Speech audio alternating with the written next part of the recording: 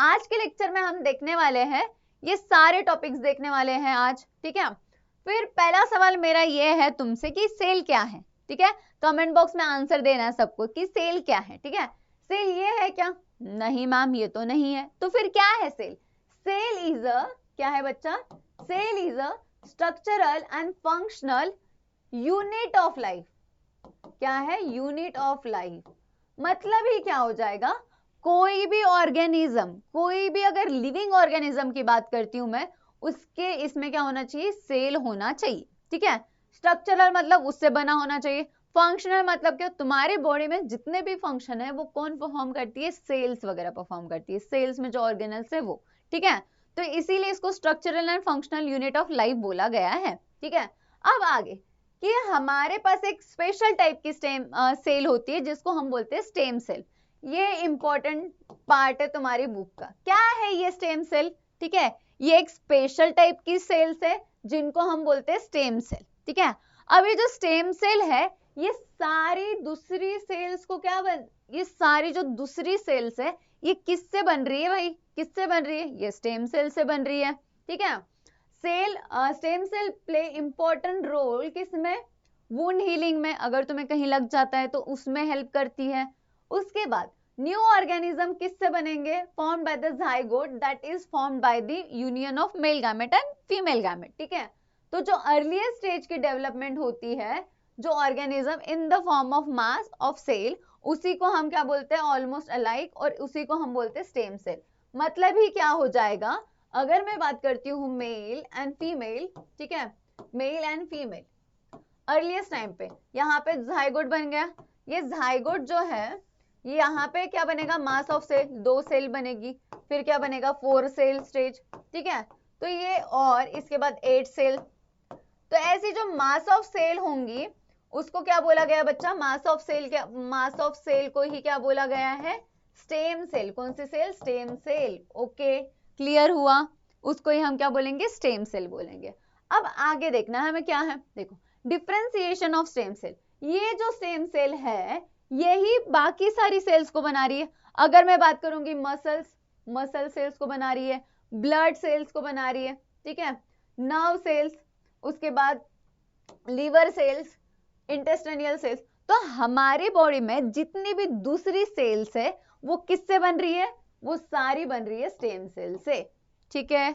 Okay, done. आगे अब ये देखो स्टेम सेल, ये इंपॉर्टेंट है, ये एग्जाम में आता है, इंपॉर्टेंट क्वेश्चन है, ये फ्लो चार्ट एग्जाम में आता है, ठीक है। कि स्टेम सेल है तो नर्व सेल का साइज तुम्हें पता होना चाहिए, एपिथेलियल सेल का साइज, इम्यून सेल का साइज कैसा होता है, सेक्स सेल का साइज कैसा होता है, मसल सेल्स कैसी होती है हमारी, fat cells, bone cells and blood cells. तो ये सारी जो सेल है, इतनी सारी हमारी बॉडी की सारी सेल, वो कौन बना रही है? वो बना रही है स्टेम सेल। डन। चलो अब देखते हैं आगे क्या है, कहां कहां पे ये स्टेम सेल प्रेजेंट है। ये सेल प्रेजेंट है एम्ब्रियोनिक अम्बिकल कॉर्ड में, ठीक है। उसके बाद ब्लास्टोसिस्ट स्टेज में, ब्लास्टोसिस्ट कौन सा हो गया? जो हमारा 16 सेल स्टेज है वो, ठीक है। उसके बाद रेड बोन मैरो में, adipose tissue, adipose connective tissues में, ये क्या हो गया? ये लोकेशन हो गया। ये क्या हो गए? लोकेशन होंगे, ठीक है। यहाँ पे क्या प्रेजेंट है? स्टेम सेल प्रेजेंट है। ओके, तो अगर मुझे स्टेम सेल चाहिए तो मैं कहां से निकालूंगी? ये पार्ट से निकालूंगी। अब स्टेम सेल प्रिजर्वेशन मतलब क्या? स्टेम सेल को प्रिजर्व कैसे किया जाएगा? क्या करेंगे स्टेम सेल को प्रिजर्व? देखो कलेक्ट कर लेंगे, कौन से? जैसे कॉर्ड ब्लड, उसके बाद रेड बोन मैरो, और फिर एम्ब्रियो मतलब ब्लास्टोसिस्ट। जो मैंने, अब मुझे अगर स्टेम सेल निकालनी है तो यही तो पार्ट है जहां पे स्टेम सेल प्रेजेंट है, तो मैं उसी से निकालूंगी। और क्या कर लूंगी?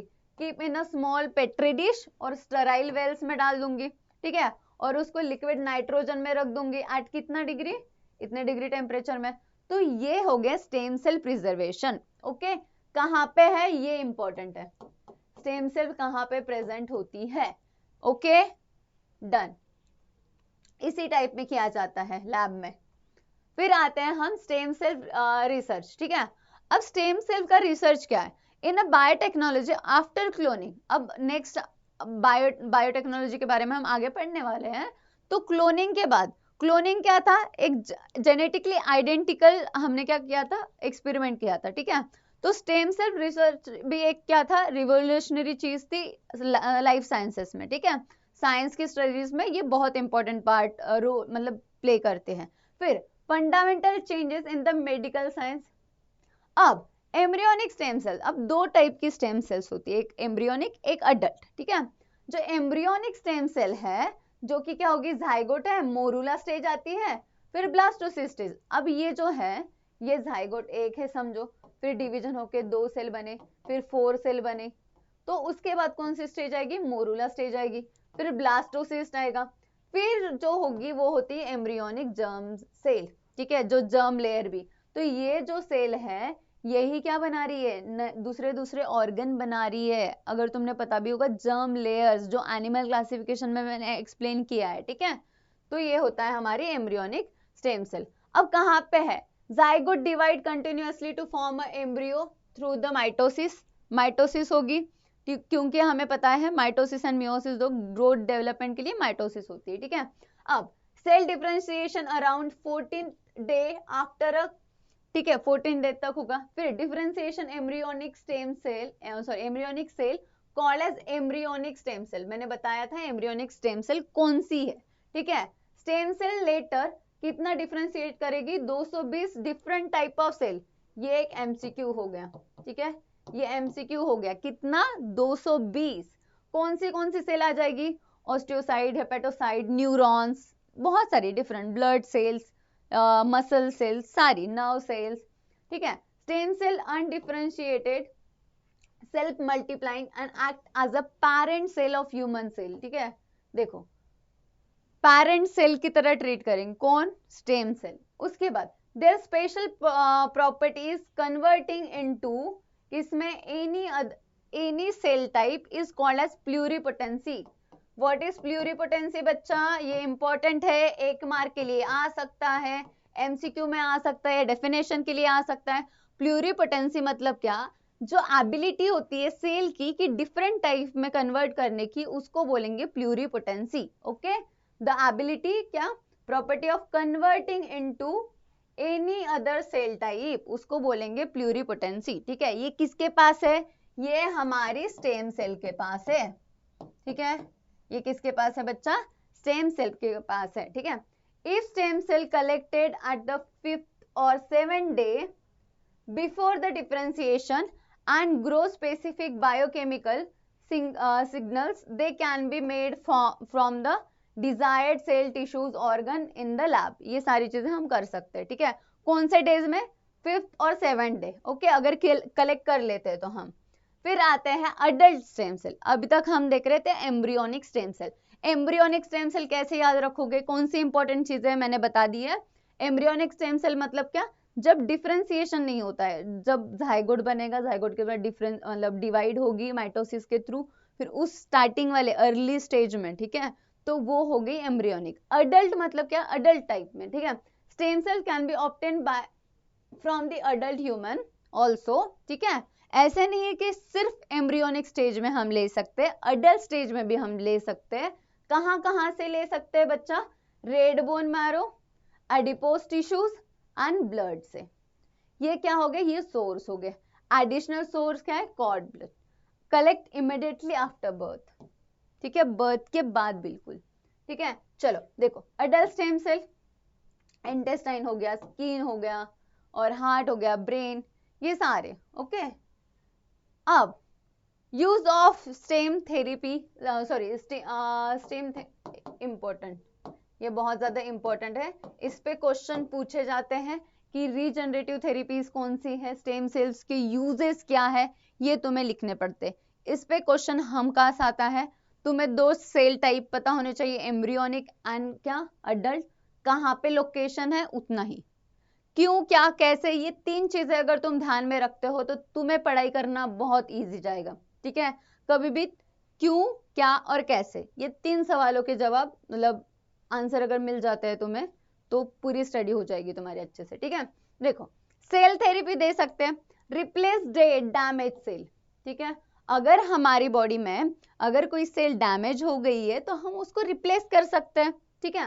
उसके बाद क्या, जैसे कौन से डिसीज में, जैसे डायबिटीज हो गया, अल्जाइमर हो गया, हार्ट अटैक हो गया, तो ऐसे डिसीजेस में हमारी सेल्स क्या हो जाएगी, डैमेज हो जाएगी। तो उस टाइम पे हम क्या कर सकते हैं, स्टेम सेल थेरेपी यूज कर सकते हैं, ठीक है। Useful for the condition like anaemia, thalassaemia, leukaemia, ऐसे कंडीशंस में भी हमें हेल्पफुल होती है। फिर आते हैं ऑर्गन ट्रांसप्लांट। पहला था सेल थेरेपी, ठीक है। सेकेंड क्या है, ऑर्गन ट्रांसप्लांटेशन। अब सेल थेरेपी में मैंने कुछ लिखा क्या, नहीं। सेल थेरेपी मतलब क्या बच्चा, सेल दे रहे हैं। सेल कब देंगे, जब सेल खराब हो जाएगी तब देंगे, ठीक है। डैमेज और डेड हो जाएगी तब देंगे, सिंपल, बहुत इजी है। फिर अगर हम ऑर्गन ट्रांसप्लांट की बात करेंगे, अब ऑर्गन ट्रांसप्लांट मतलब क्या, ऑर्गन खराब हो गया तब दे रहे। Stem cell can help produce new organ, ठीक है, न्यू ऑर्गन बनाने में भी हेल्प करती है, ठीक है। जैसे किडनी हो गया, लीवर हो गया, ये ट्रांसप्लांटेशन करने के लिए हम ओरिजिनल ऑर्गन फेल्स, जब हमारे ओरिजिनल ऑर्गन फेल हो जाते हैं जैसे किडनी और लीवर, उस टाइम पे भी हम स्टेम सेल दे सकते हैं, ठीक है। अब ये स्टेम सेल क्या बनाएगी बच्चा, ऑर्गन फॉर्म करेगी, ठीक है।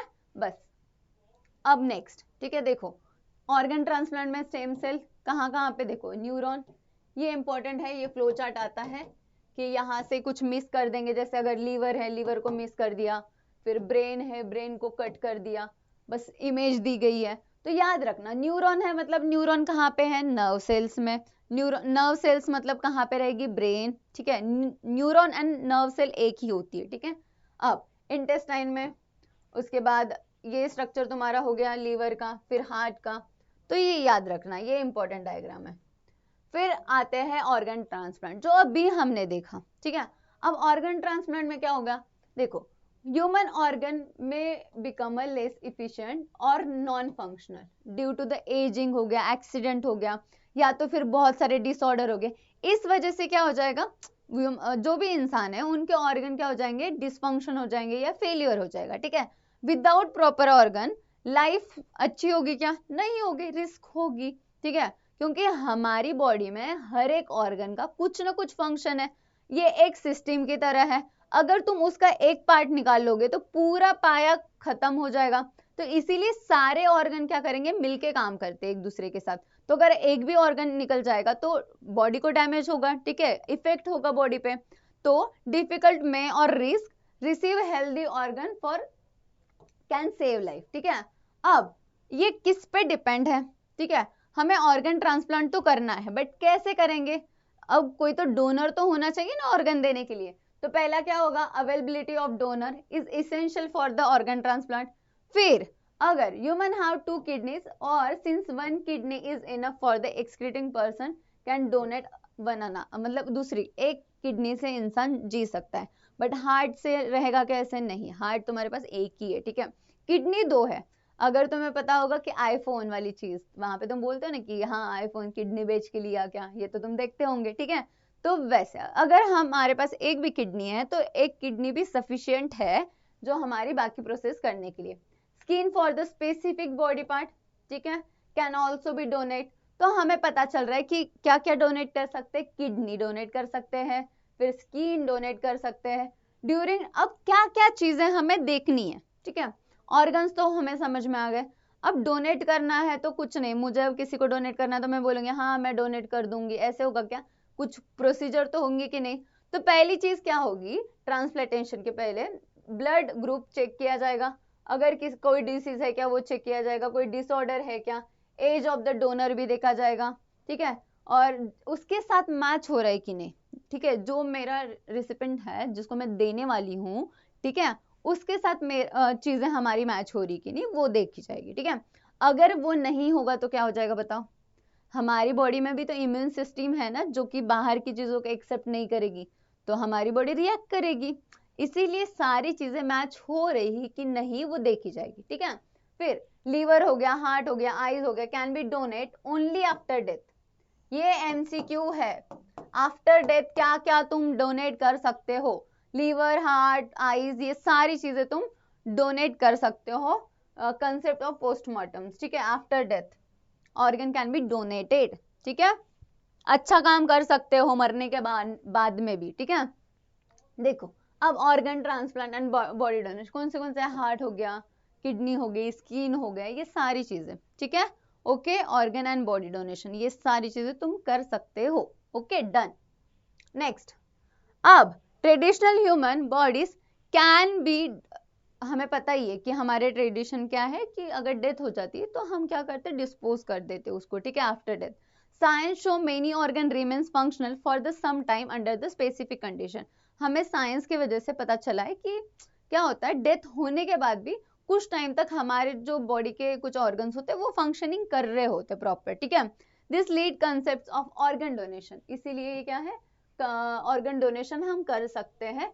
तो बॉडी डोनेशन कैन सेव, दूसरे इंसान को जिसको नीड है उसकी हेल्प हो जाएगी, ठीक है। May be the idea behind donation after death, the body should be useful to other needy people and make their difficult life easier.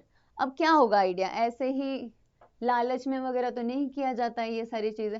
अगर हमें पता है कि मेरी चीजें, मतलब मुझे किसी को डोनेट करके, मतलब मेरे से कुछ चीज डोनेट करके अगर आगे वाले इंसान की कुछ लाइफ अच्छी होगी या कुछ उसके लाइफ में बेटर चीजें हो रही, तो हम कर सकते हैं ये सारी चीजें, ठीक है। उसके बाद awareness about the donation is increasing and many people nowadays donated. अब पहले नहीं था बट अभी वॉलेंटरी खुद से लोग कर रहे हैं। उसके बाद organ body donation can be save many lives, बहुत सारे लोगों की लाइफ बचा सकता है, ठीक है। ब्लाइंड पीपल कैन, देखो जो लोगों को दिखता नहीं है वो लोग देख सकते हैं, विजन मिलेगा उनको आईज डोनेट करके, ठीक है। आई, उसके बाद organ like liver, kidney, heart, ठीक है। Skin can be make life comfortable for many patient. ये सारी चीजें करके जिसको नहीं है, जिसको मिलेगी उसके लिए तो अच्छी चीजें होगी, वो फिर से लाइफ जी पाएगा, जो चीजें नहीं है उसके पास, ठीक है।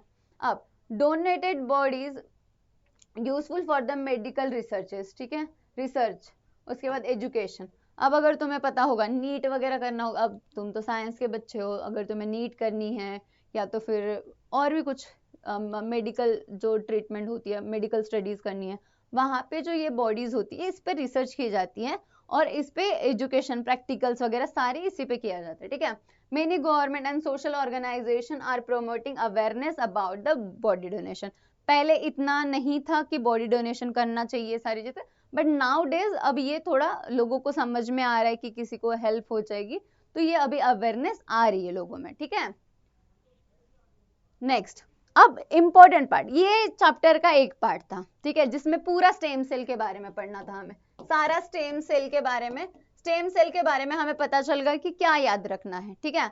अब हम पढ़ेंगे बायोटेक्नोलॉजी, क्या है बायोटेक्नोलॉजी और इसका क्या बेनिफिट होता है हमारे लाइफ में, ठीक है। अब बायोटेक्नोलॉजी क्या है बच्चा, जेनेटिक चेंज किसके लिए, ह्यूमन बेनिफिट्स, हमारे लिए, ठीक है, हमारी वेलफेयर के लिए, हमारे लिए हम बायोटेक्नोलॉजी का यूज करते हैं, including many branches of science, ठीक है। जैसे एग्रीकल्चर में काम आती है, जैसे क्रॉप यील्डिंग में, यूजफुल मेडिसिन में, कौन सी मेडिसिन बनाने में, इंसुलिन बनाई है, एंटीबॉडीज बनाई है, टिश्यू कल्चरिंग इंप्रूव हो गया, क्रॉप्स अच्छे हो गए, तो एग्रीकल्चर में, मेडिसिन में, ये दो तीन मतलब बहुत सारे ऐसे फील्ड्स हैं वहां पे बायोटेक्नोलॉजी का हेल्प हुआ है हमें, एनिमल हस्बेंड्री में, तो ऐसे बहुत सारी फील्ड्स हैं जहां पे हमें बायोटेक्नोलॉजी का हेल्प हुआ है, ठीक है। अब मेन एरिया क्या है बायोटेक्नोलॉजी के, देखो uses of microbes, yogurt alcohol बनाने में, फिर सेल प्रोडक्टिविटी जैसे एंटीबॉडीज, उसके बाद वैक्सीन, उसके बाद बायोमोलिक्यूल जैसे डीएनए हो गया, प्रोटीन हो गया, gene manipulation for the desire trade, हमें जो भी डिजायर ट्रेड चाहिए, कैरेक्टरिस्टिक्स चाहिए उसके लिए, GM bacteria produce growth hormone, genetic and non genetic techniques, tissue culture and hybrid seeds. अब क्या क्या बेनिफिट्स है ये इंपॉर्टेंट है, दिस इज इंपॉर्टेंट पार्ट कि क्या बेनिफिट्स है, क्यों कर रहे हैं, बिना बेनिफिट्स के तो ह्यूमंस कुछ करते ही नहीं है, तो क्या बेनिफिट्स है, ठीक है। देखो high yielding per hectare, reduce diseases, control cost, increase annual yield, ठीक है, ज्यादा क्रॉप होगा, स्ट्रेस रेसिस्टेंट क्रॉप्स बनाए जाएंगे, वेराइटीज उनकी, तो मल्टीपल एग्रीकल्चर फील्ड में भी काम आता है और मेडिसिनल मेडिसिन बनाने में, एंटीबॉडीज बनाने में, बहुत सारी फील्ड में काम आता है, ठीक है। उसके बाद अब कमर्शियल एप्लीकेशन ऑफ बायोटेक्नोलॉजी क्या, ठीक है। अब पहला है crop biotechnology, improve crop yielding and quality, develop better crops, ठीक है, एग्रीकल्चर की बात करेंगे हम। तो पहली चीज है हाइब्रिड सीड्स। क्या होते हैं बच्चा हाइब्रिड सीड? हाइब्रिड सीड मतलब two crops recombinant and useful for the fruits and high, ठीक है। हाइब्रिड मतलब क्या? दो अलग क्रॉप्स को हमने ये कर दिया, मतलब ज्वाइन कर दिया, और उससे क्या बनाया हमने? टू क्रॉप्स को रिकॉम्बिनेंट कर दिया और उससे यूजफुल प्रोडक्ट बनाए, यूजफुल फ्रूट्स हो गए, और इसका प्रोडक्शन जो हो गया वो हाई अमाउंट में हो गया, ज्यादा इसमें हुआ, ठीक है। अब सेकंड है जेनेटिकली मॉडिफाइड क्रॉप, इसका फुल फॉर्म आता है जीएम, मतलब क्या होता है तो वो लिखना पड़ेगा। जैसे foreign gene added to the crops, क्या हो जाएगा? Disease, stress and pest resistant हो जाएगा।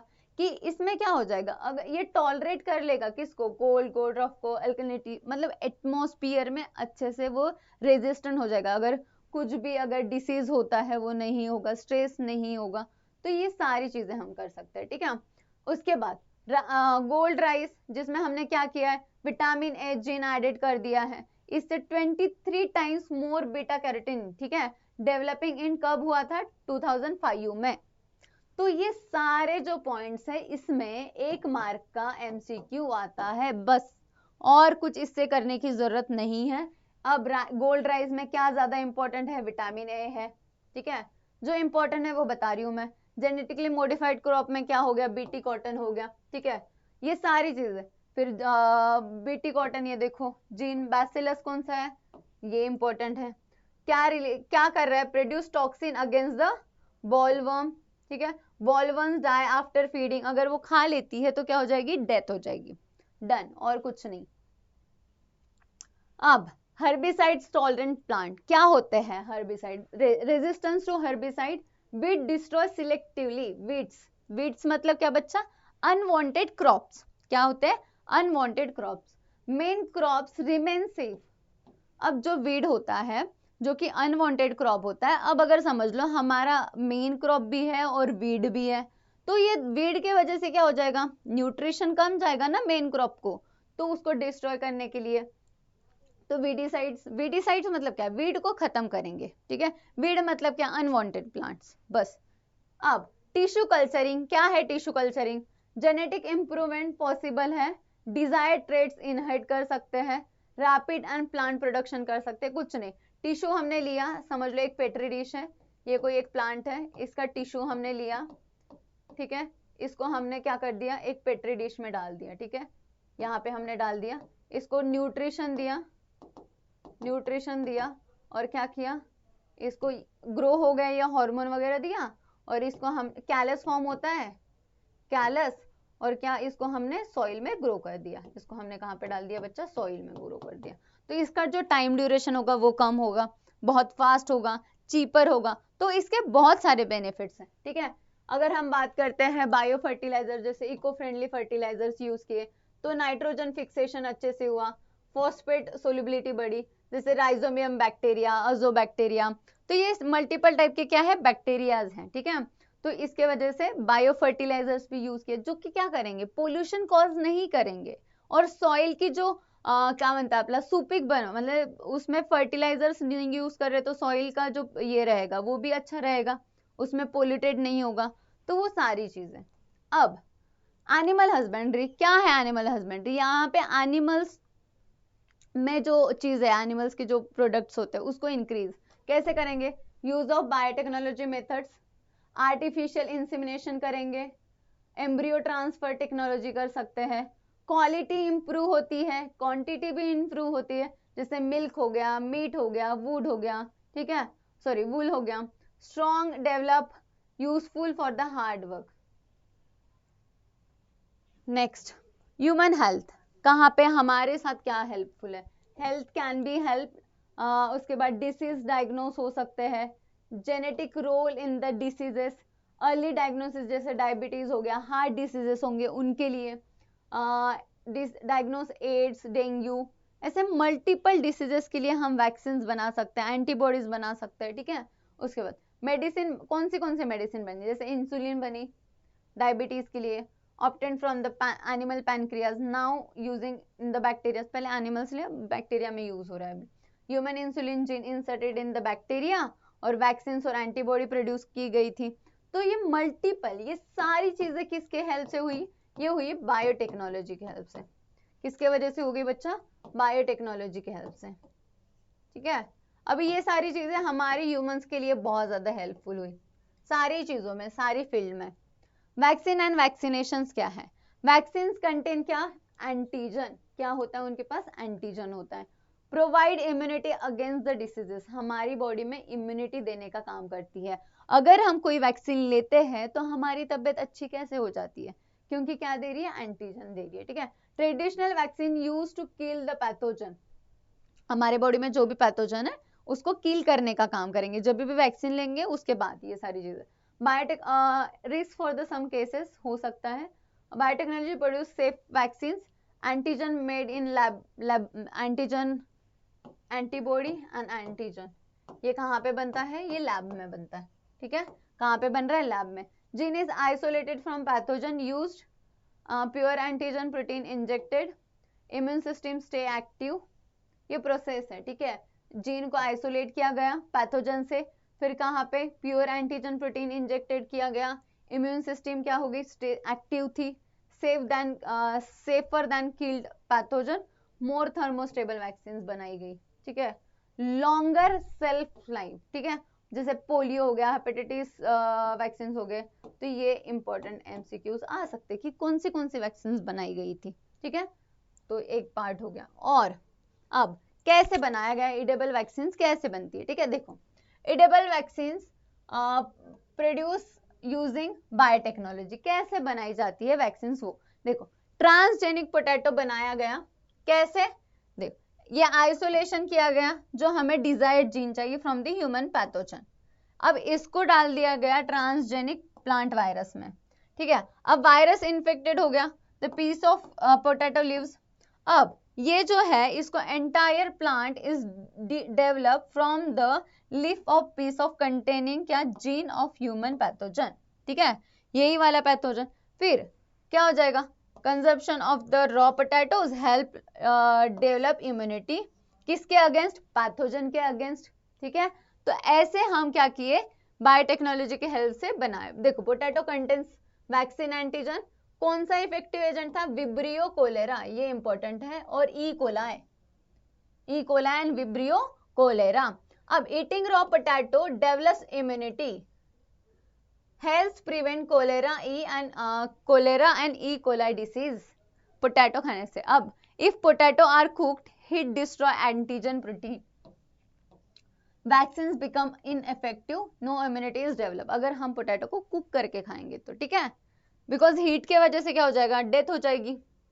अब नेक्स्ट पॉइंट, अब आते ट्रीटमेंट, इंटरफेरॉन्स, जीन थेरेपीज वगैरह क्या है, ठीक है। अब ट्रीटमेंट कौन सी थी? Biotechnology useful for the production of क्या बच्चा? हॉर्मोन्स, जैसे कि इंसुलिन हो गया, सोमैटोट्रोपिन हो गया, ब्लड क्लॉटिंग फैक्टर्स हो गए, ये सारे हॉर्मोन्स बनाने के लिए, ठीक है। फिर इंटरफेरॉन्स क्या होता है? This is the group of small size protein molecules, protein molecule है। इंटरफेरॉन क्या है? प्रोटीन मॉलिक्यूल है, किसमें? वायरल डिसीजेस में काम आते हैं। These are produced in the blood, कहाँ पे बनता है? Blood. However, nowadays help with the biotechnology, transgenic E. coli are used to production of interferon। क्या यूज कर रहे हैं हम? ट्रांसजेनिक ई कोलाई, क्या बनाने के लिए? इंटरफेरॉन बनाने के लिए। इंटरफेरॉन किस में काम आता है बच्चा? ये काम आता है वायरल डिसीजेस में ट्रीट करने को, ठीक है। अगर कोई वायरल डिसीज होता है तो जो मेडिसिन वगैरह खाते हो तो मे बी उसके लिए, ओके। जीन थेरेपी क्या है? यूज ट्रीट जेनेटिक डिसऑर्डर, ठीक है। उसके बाद applied in a somatic cell, दो टाइप की सेल होती है, सोमैटिक सेल और देखो करेक्ट डिफेक्टेड जीन, जैसे एग्जांपल फिनोकिटिल यूरिया, ठीक है। उसके बाद पीकेयू अफेक्ट लीवर, किसको कर रहा है? लीवर को। इसको क्या बोलेंगे? हेपेटोसाइट्स, हिपैटोसाइट, फिनिल क्यूटोन्यूरिया, ठीक है।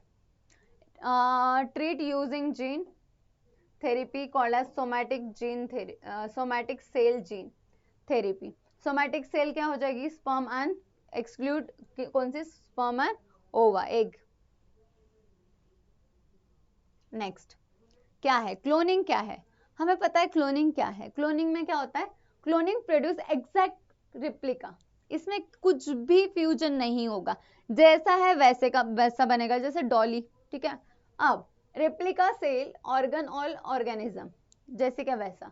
रिप्रोडक्टिव क्लोनिंग क्या हो जाएगी, somatic cell nucleus use, enucleated ovum use और no sperm required, new organism क्या हो जाएगा, बन जाएगा, प्रोड्यूस।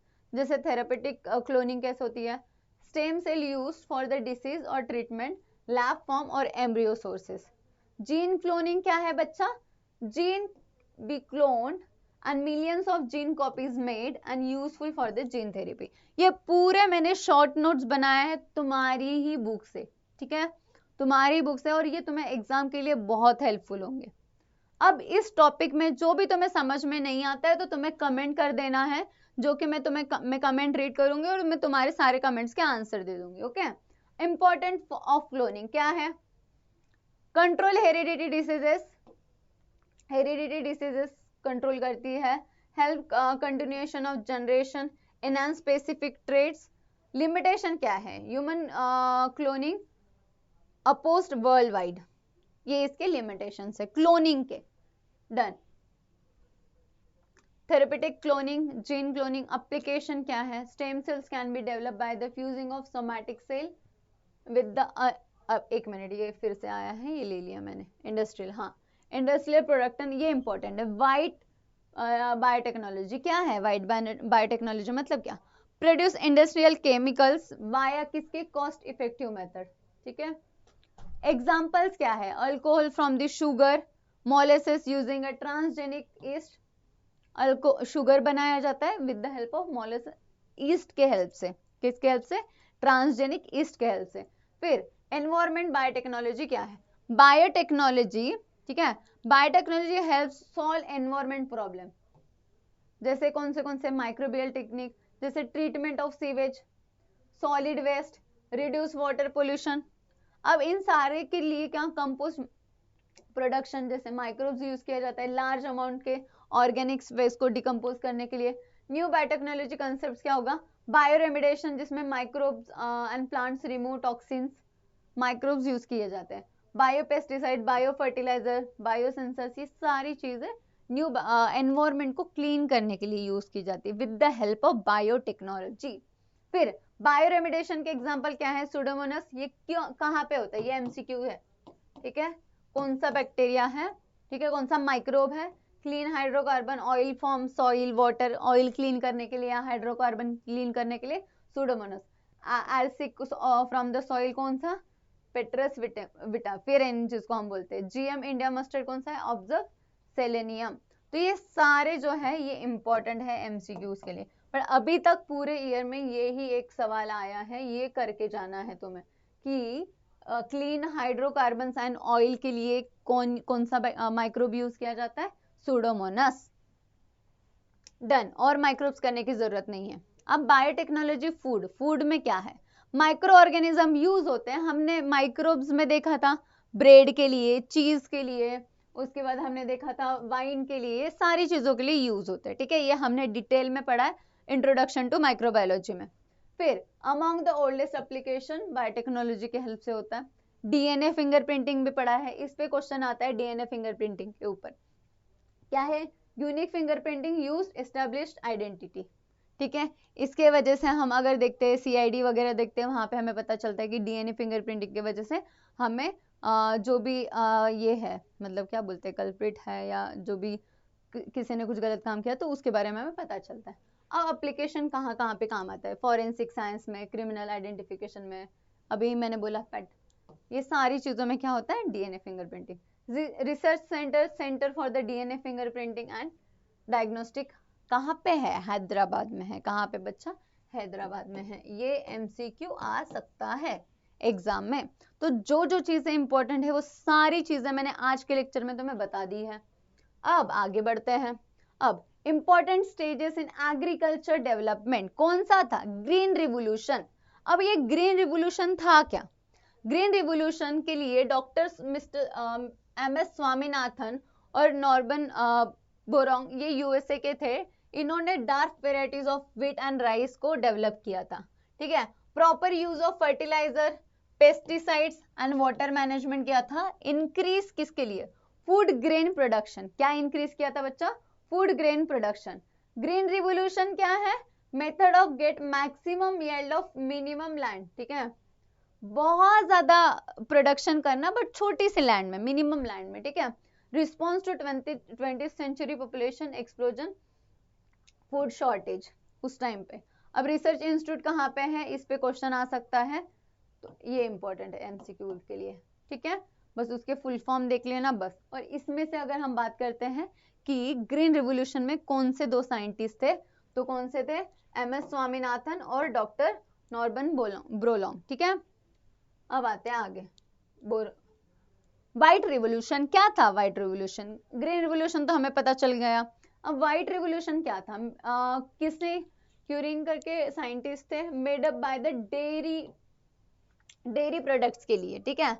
अगर हम बात करेंगे achieve self sufficient milk and milk product, dairy product के लिए, white revolution for the dairy product, green revolution for the green plants, ठीक है, ग्रीन इसके लिए।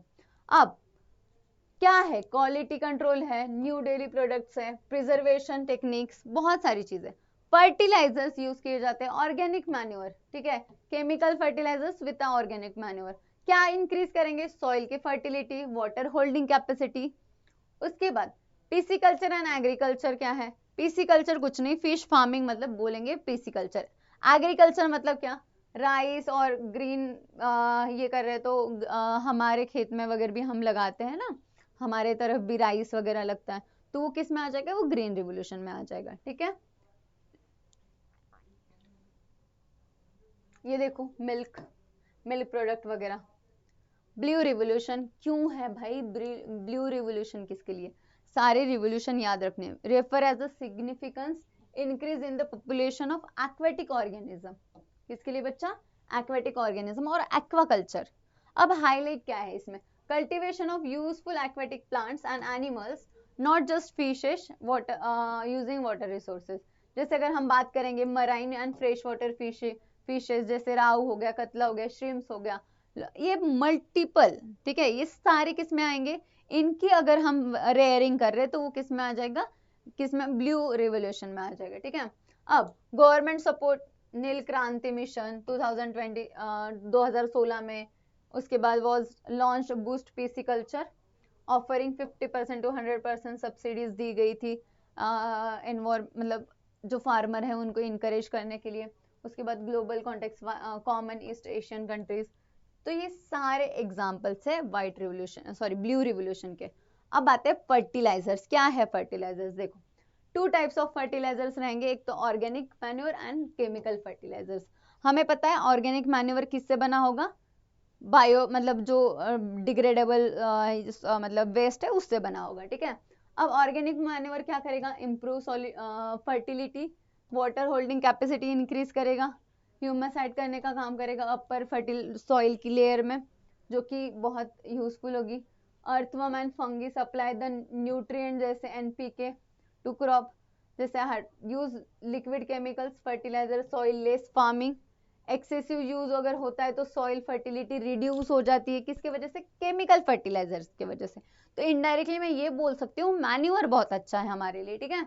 इंसेक्टिसाइड एंड पेस्टिसाइड्स क्या, जो insects over despite plants natural immunity, अब harm natural like frogs हो गया, इंसेक्ट्स हो गए, बर्ड्स। पेस्टिसाइड्स क्या हो गए, poisonous and enter in the food chain. उसके बाद बायोमैग्निफिकेशन होगा और क्या हो जाएगा, इकोसिस्टम में। अब ये इसके वजह से क्या हो जाएगा, ये जो अगर हम पेस्टिसाइड्स डालते हैं, इंसेक्टिसाइड्स डालते हैं, अब ये सॉइल में तो जा रहा है, ठीक है, by the flow of water, ये किसी वाटर रिसोर्सेज पे भी जाएगा, वहां पे जो भी वाटर पॉन्ड होगा, लेक होगा, तो वहां पे जो एक्वेटिक हैबिटेट है उनको भी डिस्ट्रॉय हो रहा है, तो ये क्या रहेगा, ये हार्मफुल है हमारे लिए। एग्जाम्पल याद रखना, डीटीटी, ये इतने सारे एग्जाम्पल्स हैं। ऑर्गेनिक फार्मिंग, ये एक बहुत अच्छा तरीका है, अगर तुम देखते हो ऑर्गेनिक फार्मिंग में क्या हो जाएगा, प्रोड्यूस इंक्रीजली पॉपुलर है, हाई डिमांड है, क्यों, हेल्थ एंड एनवायरमेंटल बेनिफिट उसके लिए। Excessive use of chemical fertiliser, किसके, केमिकल फर्टिलाइजर और पेस्टिसाइड्स की वजह से हार्म हो जाएगा किसको, ह्यूमंस को और एनवायरमेंट को भी, हमें ही नहीं सिर्फ एनवायरमेंट को भी होगा, ठीक है। उसके बाद सॉइल फर्टिलिटी लॉस हो जाएगी, पेस्टिसाइड प्रॉब्लम्स हो जाएगी, ऑर्गेनिक फार्मिंग केमिकल फर्टिलाइजर्स अगर यूज करते हैं, पेस्टिसाइड्स वगैरह यूज करते हैं, तो local Hardy crop varieties, maintain natural ecological balance. Done. Apiculture, देखो वैसे जैसे मैंने बोला apiculture is nothing but the rearing of honey बीज, ठीक है। आर्टिफिशियल बी बॉक्स होती है जिनको हम रेयर करते हैं और उससे क्या बनाएंगे, हनी बनाएंगे। क्या किस में काम आएगा, इकोलॉजिकल बैलेंस के लिए, प्रोटेक्ट बीज and maintain the ecological balance. अब कल्टीवेशन ऑफ मेडिसिनल प्लांट, क्या है मेडिसिनल प्लांट, जैसे रिच बायोडाइवर्सिटी है हमारी, जैव विविधता, जैसे हम बोलेंगे कि मल्टीपल एनवायरमेंट में एनिमल्स है, प्लांट्स है, तो different varieties of animal and plant है, ठीक है। स्ट्रॉन्ग आयुर्वेदिक ट्रेडिशन, जैसे अगर हम मेडिसिनल प्लांट कलेक्ट करेंगे फॉरेस्ट से, फॉरेस्ट डिप्रेशन हो रहा है, मेनी प्लांट्स बहुत सारे रेयर प्लांट रह गए हैं, तो जैसे ensure the availability and conservation of the medicinal plants, जैसे अगर हम बात करते हैं तुलसी वगैरह, ये सारे मेडिसिनल प्लांट्स हैं। नेक्स्ट क्या है, फ्रूट प्रोसेसिंग। क्या है फ्रूट प्रोसेसिंग, अब हमें पता है कि अगर धूप काल नहीं होता है फिर भी हमें मैंगो खाने मिलते हैं, तो कैसे मिलते हैं ये सारी, ठीक है। Fruit use to make juice, jams and multiple चीजें, fruit perishable agro products, processing increase shelf life and year round uses, cold storage, drying, salting, air tight packaging, ये सारी चीजें करके हम फ्रूट्स को स्टोर करके रख सकते हैं। फ्रूट से मल्टीपल चीजें बना सकते हैं, जैसे मैंगो से पिकल बनाते हैं, तो ऐसे बहुत सारी चीजें हम फ्रूट से कर सकते हैं। मुरब्बा हो गया, क्या इवापोरेट करेंगे, प्रिजर्व करेंगे, वाटर निकाल देंगे, उसमें साल्ट डाल के रखेंगे, तो मल्टीपल टाइप से प्रिजर्वेशन मेथड है, कूलिंग, ड्राइंग, ठीक है, ऐसे बहुत सारी प्रिजर्वेशन मेथड्स हैं। तो ये हो गया हमारा बायोटेक्नोलॉजी वाला chapter, cell biology and biotechnology.